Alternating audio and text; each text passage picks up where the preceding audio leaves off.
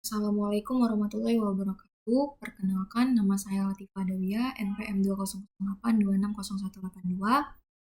Pada blog Endocrine Metabolism and Nutrition, saya akan membahas mengenai sindrom metabolik. Jadi, sindrom metabolik ini adalah kumpulan kelainan terkait, yaitu obesitas, dislipidemia, hiperglikemia, dan hipertensi yang dapat meningkatkan risiko penyakit kardiovaskular dan diabetes mellitus tipe 2. Ada pula faktor risiko yang dapat meningkatkan peluang terkenanya sindrom metabolik. Yang pertama, usia. Risiko terkena sindrom metabolik ini meningkat dengan seiring bertambahnya usia.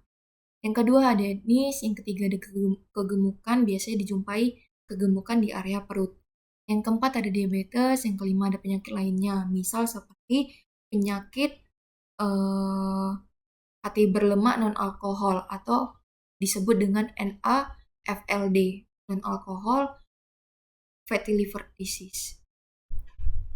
Terus pada sindrom metabolik ini dijumpai gejala meliputi yaitu memiliki lingkar pinggang yang besar, yang kedua mengalami obesitas, yang ketiga jika pasien mempunyai gula darah yang tinggi maka akan mengalami gejala-gejala seperti diabetes, yaitu polifagi, poliuri, polidipsi.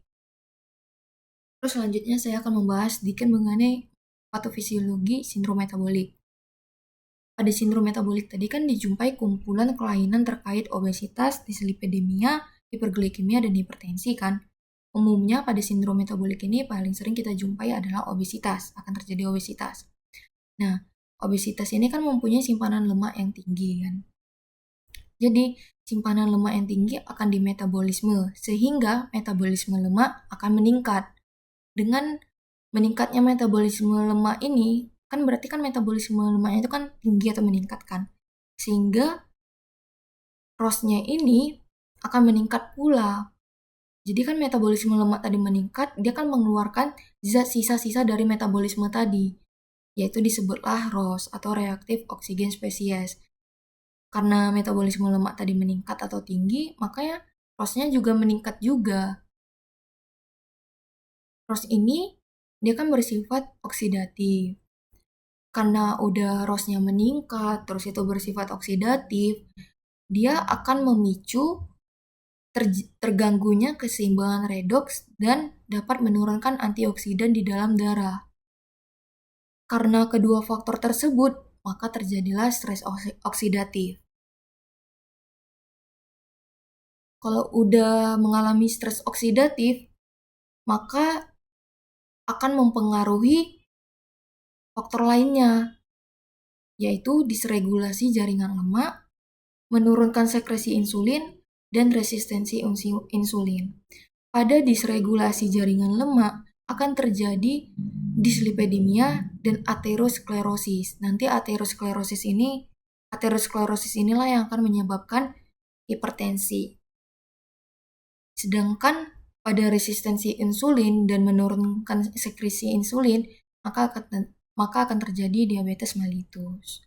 Makanya, pada sindrom metabolik dijumpai kumpulan kelainan terkait obesitas, dislipidemia, hiperglikemia, dan juga hipertensi. Diagnosis sindrom metabolik ini apabila memenuhi 3 dari 5 kriteria, yaitu yang pertama lingkar pinggang. Lingkar pinggang pada laki-laki itu lebih dari 90 cm dan pada perempuan itu lebih dari 80 cm. Terus itu dijumpai tekanan darah tadi kan tinggi atau hipertensi, yaitu lebih dari sama dengan 130/85 mm air raksa. Terus pada profil lipidnya, dia nanti ciri khasnya itu adalah trigliseridanya dan HDL-nya. Trigliseridanya akan meningkat yaitu lebih dari sama dengan 150 mg per desiliter. Sedangkan HDL-nya nanti pada laki-laki kurang dari 40 mg per desiliter dan pada perempuan kurang dari 50 mg per desiliter. Dan dijumpai gula darah puasanya itu lebih dari 100 mg per desiliter. Untuk tata laksana sindrom metabolik ini kita bisa berikan simvastatin dengan dosis 5-40 mg 1x1 atau fenovibrat 45-300 mg 1x1. Karena si pasien juga mengalami hiperglikemi, maka kita bisa berikan metformin dengan dosis 3 kali 500 mg. Dan pasien kan tadi mengalami hipertensi kan, tekanan darahnya itu lebih dari sama dengan 130/85 kan. Maka kita bisa berikan captopril dengan dosis 3 kali 12,5 mg.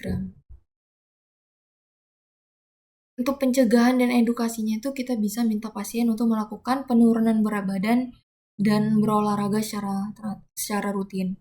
Terus melakukan tekanan darah dan lakukan tes darah secara teratur untuk memantau bagaimana tekanan darahnya. Terus minta pasien untuk mengonsumsi makanan bergizi seimbang. Dan jika pasien merokok, maka minta pasien untuk stop merokok. Dan jika pasien itu mempunyai riwayat kebiasaan dan riwayat gizinya itu adalah suka konsumsi alkohol, maka minta pasien untuk mengurangi mengonsumsi alkohol. Ini adalah daftar pustaka yang saya gunakan untuk presentasi mind map ini. Sekian dari presentasi saya, kurang lebih saya mohon maaf. Saya akhiri dengan Assalamualaikum warahmatullahi wabarakatuh.